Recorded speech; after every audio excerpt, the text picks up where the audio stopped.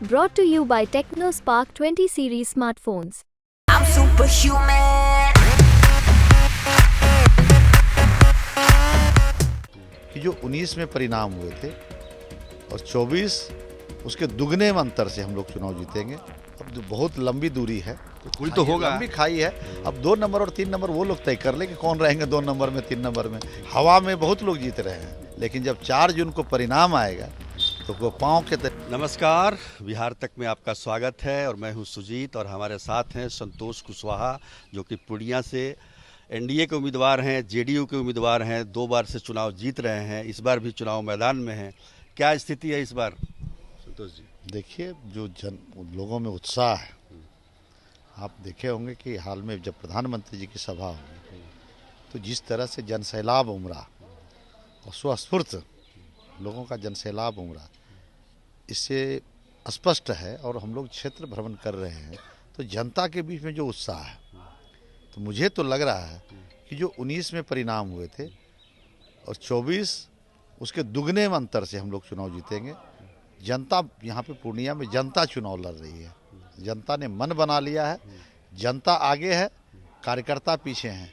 ये स्थिति है पूरे लोकसभा क्षेत्र में। पिछली बार आप 2.5 लाख से जीते थे, तो इस बार 5 लाख से जीतेगा। पिछली बार हम लोग 2,67,000 से चुनाव जीते, 2,64,000 से हम लोग जीते थे और इस बार बहुत बड़े अंतर से चुनाव होगा। कोई अता पता नहीं चलेगा, जो सामने किसी का अता पता नहीं चलेगा। आप जो बता रहे हैं कि 5 लाख से अगर आप जीतते हैं तो क्या वजह, क्या मानते हैं, क्या वजह है कि पिछले बार से बढ़ चढ़ के लोग आपको नहीं, निश्चित रूप से जो आदरणीय प्रधानमंत्री जी का काम है और माननीय मुख्यमंत्री नीतीश कुमार जी ने न्याय के साथ विकास और जो 10 वर्षों में पूर्णिया में काम हुआ है, जो पूर्णिया में देश का सबसे पुराना जिला पूर्णिया, लेकिन पूर्णिया में काम नहीं हो पाया था।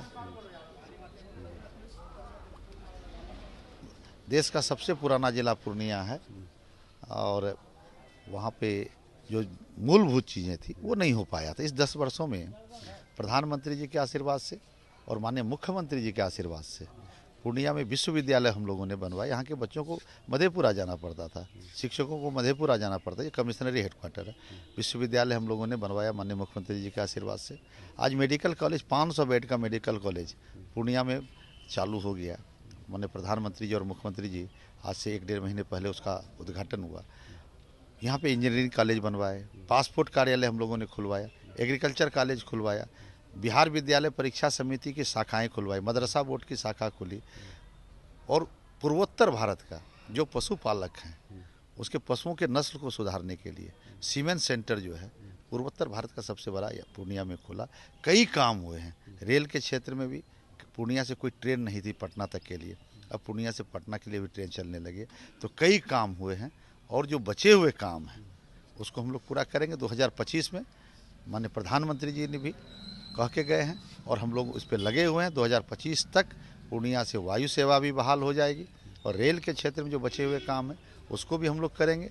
और युवाओं के लिए हम लोग प्रखंड स्तर पे चुनाव जीतने के बाद योजनाबद्ध तरीके से इंडस्ट्री लगे, लोगों को रोजगार सृजन की व्यवस्था की जाएगी और जो हमारे युवा हैं, नौजवान बच्चे हैं, उसको खेल को प्रोत्साहित करने के लिए हम लोग प्रखंड स्तर पे काम करेंगे। पूर्णिया में तो सबसे बड़ा डिमांड था वही एयरपोर्ट का, जैसा कि आपने बताया, लेकिन अभी के वर्तमान में जो लोकसभा का चुनाव चल रहा है उसमें आप या पूर्णिया एक हॉट सीट बन गया है, खासतौर पर जो जिस तरीके से आपके विरोधी खेमे में कुछ विवाद हुए और उसको लेकर, तो आप किसको अपना प्रतिद्वंदी मानते हैं? यहाँ पे बीमा भारती जी हैं, यहाँ पर आरजेडी से पप्पू यादव हैं निर्दलीय, पहले कांग्रेस में थे अब निर्दलीय हो गए हैं, तो आपके जो निकटतम प्रतिद्वंदी कौन है?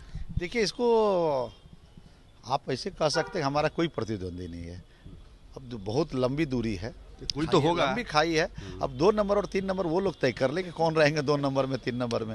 इसमें हम लोग, हमारा कुछ नहीं है, बहुत लंबी खाई है, इसीलिए कोई हमारा कंप्यूटर ही नहीं है।